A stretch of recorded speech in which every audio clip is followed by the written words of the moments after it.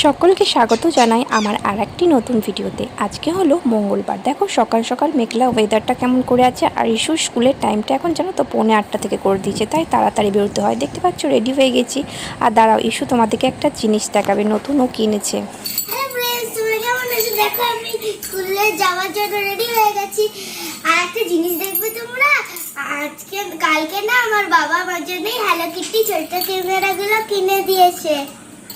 মা তো ক্যামেরাটা দেখাও। তো কেমন হয়েছে? যদি ভালো লাগে লাইক কমেন্ট অবশ্যই করবে। Bye bye. তো দেখো এসে দেখছি আমার বেটু ঘুম থেকে উঠে গেছে। সকালবেলায় ঘুম থেকে উঠেছে, মুড একদম ভালো নেই। কিছুক্ষণ আদর করার পর মুডটাও ভালো হয়ে গেল। তারপরে বিছানার চাদরটা দুদিন আগে পেতেছিলাম, তাই ভাবলাম একটু চেঞ্জ করে দিই চুটকি মেরে। তো দেখো চেঞ্জ করে দিলাম। আর রুমটা যদি একটু পরিষ্কার পরিচ্ছন্ন রাখে না, তো বেশ ভালো লাগে দেখতে। তো খুব সুন্দরভাবে রুমটা বাগিয়ে নিলাম।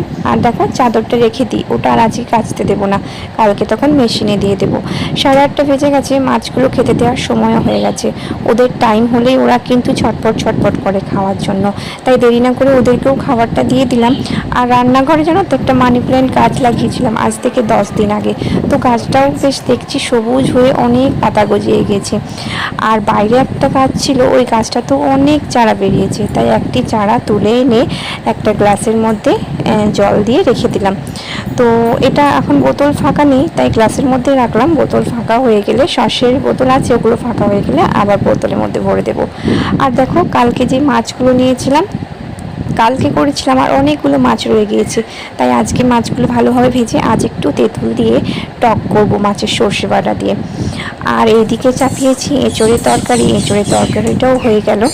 তারপরে স্কুল থেকে ইস্যুকে মাঝে নিয়ে এসেছি। তারপরে এই যে দেখতে পাচ্ছ আমার বেটু নিজে নিজেই স্নান করতে চলে গেছে।